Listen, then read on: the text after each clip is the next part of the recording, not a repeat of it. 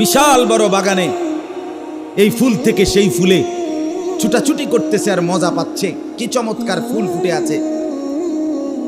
তো কবি বলেন, হযরত বলেন, বুলবুলি পাখিকে এই খবরটাও বলে দিও যে এই সুন্দর মরু বাগান, এই সুন্দর ফুলের বাগান, এই চামান, এই ফুলের বাগান অচিরেই খুব দ্রুতই মরুভূমি হয়ে যাবে, বিলীন হয়ে যাবে, বিবর্ণ হয়ে যাবে।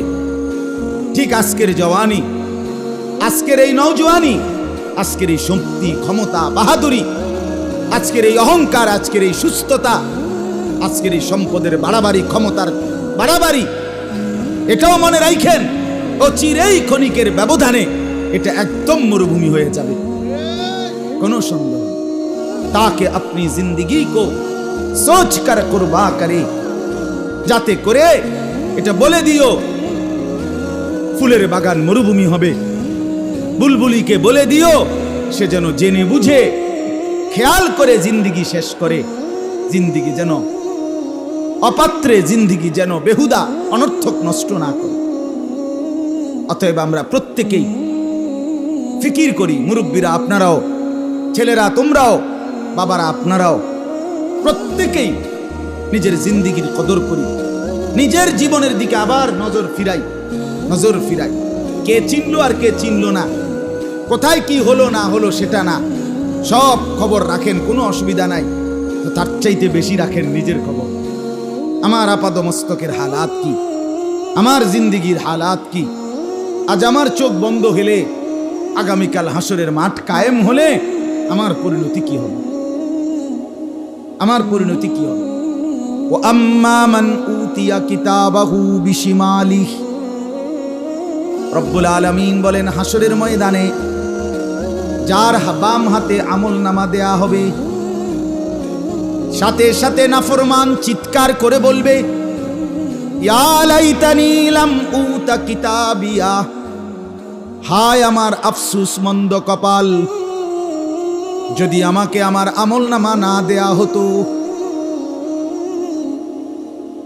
ওয়ালাম আদরি মা হিসাবিয়া, আমি যদি নাই বুঝতাম, নাই জানতাম হিসাবের দিন কি জিনিস।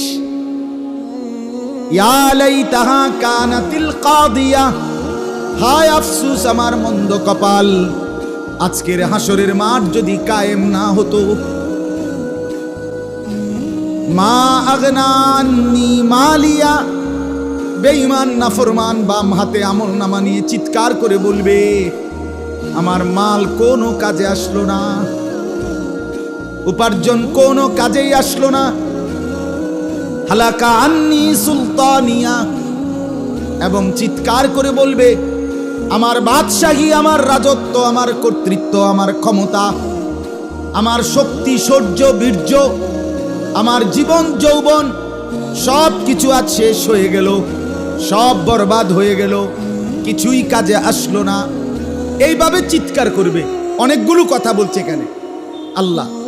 বাম হাতে নাফরমান আমল নামা পাওয়ার পরে এক নাম্বার বলবে, হায় আল্লাহ, যদি আমার আমল নামাটা না দিত, হায় মন্দ কপাল, যদি হিসাবের দিনে আমি নাই বুঝতাম, হায় মন্দ কপাল, হাসরের মাঠ যদি কায়েম না হতো, হায় আমার মন্দ কপাল, আমার একটা টাকাও তো কোনো কাজেই আসলো না, আমার ক্ষমতা বাহাদুরি তো কোনোই কাজে আসলো না।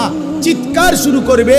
আর আল্লাহ তাআলা তখন এই বেঈমান নাফরমানকে দেখাইয়া আল্লাহ ফেরেশতাকে বলবে, খুজুহু ফাগুল্লু, এই ফেরেশতা বেঈমান রে ধর, তারে ধর, ধর তারে ধর, ধর বেঈমানকে ধর, আজ হাসরের মাঠে ধর।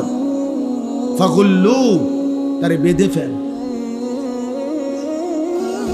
অহংকারীকে বেঁধে ফেল, মদখোরকে বাঁধে, জিনাখোর ব্যভিচারীকে বাঁধে, সুদখোর তারে বাঁধে, সারা রাত মোবাইলে উলঙ্গ ছবি দেখছে, দে বাঁধে তারে, দে দে।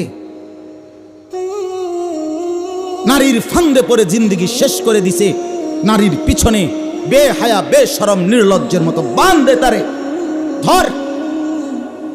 ফেরেশতা তখন আল্লাহকে বলবে, রব্বুল আলামিন দিছি বান, এবার কি করব? আল্লাহ বলবেন সুম্মাল জাহিমা সাল্লু, লাথি মাইরা জাহান্নামে ফেলেন। মার লাথি মার, ত্রাম করে লাথি দে, যাতে এক লাথিতে জাহান্নামে গিয়ে। এজন্য নাফরমানের উপরে নিজেকে বুদ্ধিমান ভাইবেন না। নাফরমান বোকা হয়। হ্যাঁ, নাফরমান বেওকুফ হয়। প্রত্যেক পাপী আহম্মক। কথা বলেন না? প্রত্যেক পাপী কি? প্রত্যেক সুদখোর বেওকুফ, প্রত্যেক ঘুষখোর বেওকুফ, প্রত্যেক মদখোর বেওকুফ, প্রত্যেক জেনাখোর মূর্খ, বেওকুফ, নাদান। প্রতিটা পাপী, আমি হই আর যেই হোক, যে পাপ করে সে আহম্মক, সে মূর্খ, নাদান। কোরআনে আছে হযরত ইউসুফ আলাইহিস সালাম উনার 10 ভাইকে যেদিন পরিচয় দিছিলেন শেষ, সেদিন বলছিলেন হাল আলিমতুম মা ফাআলতুম বিইউসুফা ওয়া আখিহি ইয আনতুম জাহিলুন। এখানে আছে ইউসুফ আলাইহিস সালাম বলেন, যখন তোমরা নাদান ছিলে, জাহেল ছিলে, মূর্খ ছিলে, মনে কি পড়ে তোমরা তোমাদের 2 ভাই ইউসুফ এবং বিনিয়ামিনের সাথে কি করেছিলে? এই যে ইয আনতুম জাহিলুন, এ পাপী, অথচ তারা পাপ করছে। তারা পাপ করছে, ছোট্ট ভাইকে বাবের থেকে আলাদা করে দিছে, ভাইকে জীবনের তরে অন্ধকার কূপে ফেলে দিছে। এই সবগুলো অপরাধ, পাপ ইউসুফ আলাইহিস সালাম উল্লেখ করছে। এগুলো ছিল তোমাদের জাহালাত, এগুলো মূর্খতা। তাফসীর ইবনে কাসিরের মধ্যে আমি নিজে পড়ছি, তাফসীরে ইবনে কাসিরের মধ্যে এই আয়াতের ব্যাখ্যায় লিখছে কুল্লু মান আসাল্লাহা ফাহুয়া জাহিল। যে আল্লাহর নাফরমানি করে সে জাহিল, সে মূর্খ, সে নাদান, সে বেওকুফ, আহম্মক। আল্লাহ আমাদেরকে বুঝার তৌফিক দান করেন। আল্লাহ তাআলা আমাদেরকে আখিরাতের ফিকির দান করেন। আমার বাপ, আমরা আপনাদের কাছে আমার এই ছোট্ট বুঝ, আমি এতটুকুই বুঝেছি। দুনিয়া ফিকির বাদ দিতে বলি নাই, দুনিয়া ছেড়ে দিতেও বলি নাই, জঙ্গলে আর সাগরে কিংবা পাহাড়ে হারিয়ে যেতে বলি নাই। বলেছি আখিরাতকে যেন ভুলে না যায়, আখিরাতকে ভুলে না যায়। আল্লাহ তাআলা আমাদেরকে তৌফিক দান করেন।